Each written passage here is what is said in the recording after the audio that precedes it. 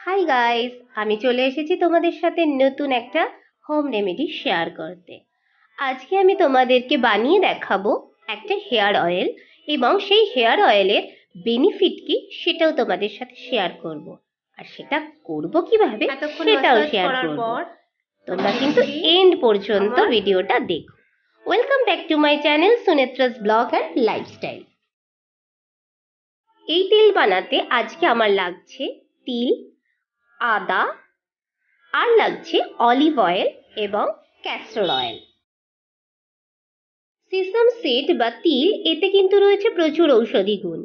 এর তেল মাথার ফাঙ্গাস ও সংক্রমণজনিত সমস্যা দূর করতে সাহায্য করে। এই তেল মাথার ত্বক মসৃণ রাখার পাশাপাশি আমাদের ড্যান্ড্রফ অর্থাৎ খুশকি দূর করতে সাহায্য করে, আর চুল দ্রুত বৃদ্ধি করতে সাহায্য করে।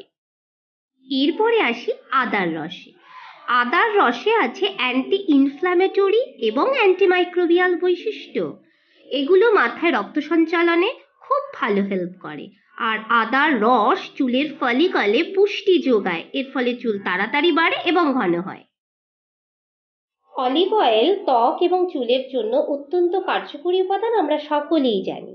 হেলেন অফ ট্রয় খ্যাত লেখক হোমার অলিভ অয়েলকে তরল সোনা বলে আখ্যায়িত করেছেন এই জন্যই। অলিভ অয়েলে রয়েছে প্রচুর অ্যান্টিঅক্সিডেন্ট, যা চুলের সংক্রামক রোগ প্রতিরোধে কাজ করে। এতে চুলের গোড়ায় পুষ্টি যোগায়, চুলের যে আগাফাটা সেটা রোধ করে, চুলের ভঙ্গুরতা কমায়।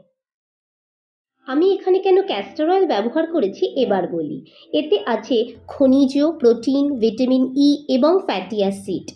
এই এতগুলো জিনিস সমৃদ্ধ তেল এটি, তো স্বাভাবিকভাবেই চুলের ভীষণ উপকার করে। এই তেল স্কাল্পে যদি আমরা ভালোভাবে মাসাজ করি, স্কাল্পে রক্ত সঞ্চালন বাড়ে, তাতে নতুন চুল গজাতে সাহায্য করে, আর আমাদের হেয়ার ফলিকলগুলো আরও সুস্থ থাকে।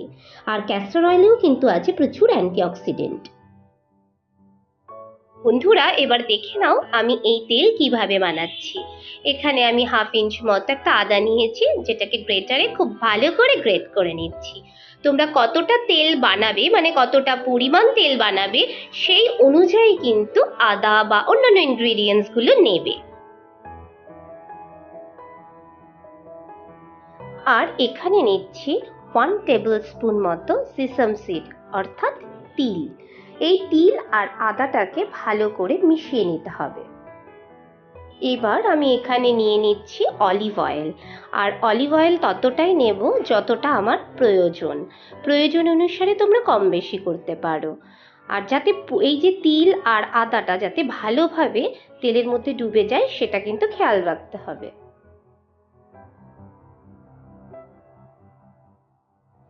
এর সাথে আমি অ্যাড করছি ক্যাস্টর অয়েল। আর ক্যাস্টর অয়েল এখানে আমি নেব 1 টেবিল স্পুন মতো। সব কিছু নিয়ে খুব ভালোভাবে মিক্সড করব।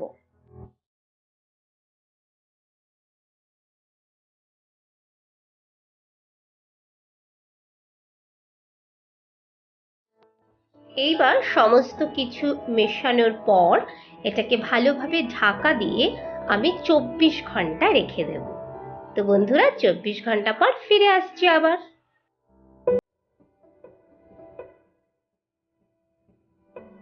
24 আওয়ার্স পর আমি ফিরে এলাম, অর্থাৎ 24 ঘন্টা কিন্তু এই অবস্থাতে তেলটা ভেজানো ছিল। আমি দেখো এখানে একটা পাতলা সুতির কাপড় নিয়ে নিয়েছি সাদা রঙের। তো তোমাদের কাছে পাতলা যে কোনো সুতির জিনিস থাকলে তোমরা সেটা ইউজ করতে পারো, অথবা মোটা কোনো টিস্যু পেপার থাকলে সেটাও তোমরা ইউজ করতে পারো। এইভাবে ভালো করে তেলটাকে কিন্তু ছেঁকে নিতে হবে। আর দেখো কি অসাধারণ এসছে কালারটা।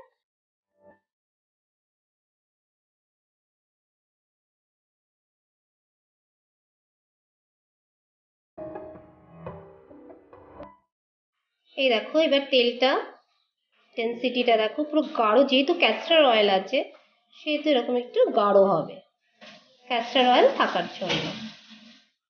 কালারটা দেখো কি অসাধারণ এসছে।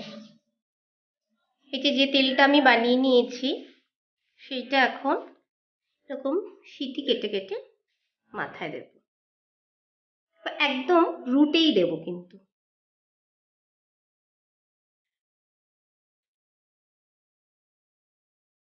তো বন্ধুরা, যাদের মাথায় ড্যান্ড্রফ আছে আর অনেক বেশি চুল পড়ছে, তারা একবার এই তেলটা ট্রাই করে দেখো।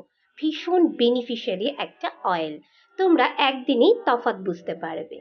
আর আমার ভিডিওটি ভালো লাগলে সাথে সাথে লাইক করে দিতে কিন্তু ভুলো না। আর যারা নতুন বন্ধু আছো তারা চ্যানেলটিকে সাবস্ক্রাইব করে পাশে থাকা বেল আইকনটি অল করে দিও, যাতে আর এরকম ধরনের আরো নতুন নতুন ভিডিও তোমাদের কাছে নিয়ে আসতে পারি।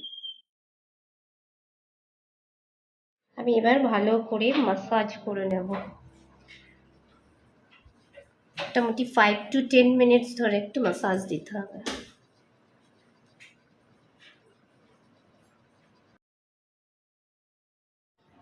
5 থেকে 10 মিনিট তোমাদের মাসাজ করতেই হবে। এই সময়টুকু কিন্তু দিতে হবে মাসাজে, আর যত বেশি মাসাজ করবে তত বেশি ব্লাড সার্কুলেশন ভালো হবে। আর এই যে ইনগ্রিডিয়েন্টসগুলো আমরা নিয়েছি তার প্রত্যেকটা জিনিস ততটা বেশি ভালোভাবে আমাদের স্কাল্পে কাজ।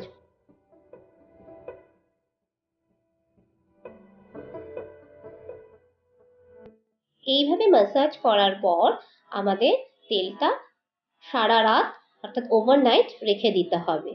আর এটা তোমরা চেষ্টা করবে রাতেই লাগানোর, তাহলে বেশি ভালো কাজ করবে। এতক্ষণ মাসাজ করার পর আমি দেখছি আমার এই দুটো চুল উঠেছে, দুটো চুল দেখতে পাচ্ছ, দুটো চুল মাত্র, আর কিন্তু চুল ওঠেনি। মানে এটা কিন্তু চুলের গোড়াটাকে খুব হেলদি করে, আর কিন্তু আমার চুল ওঠেনি।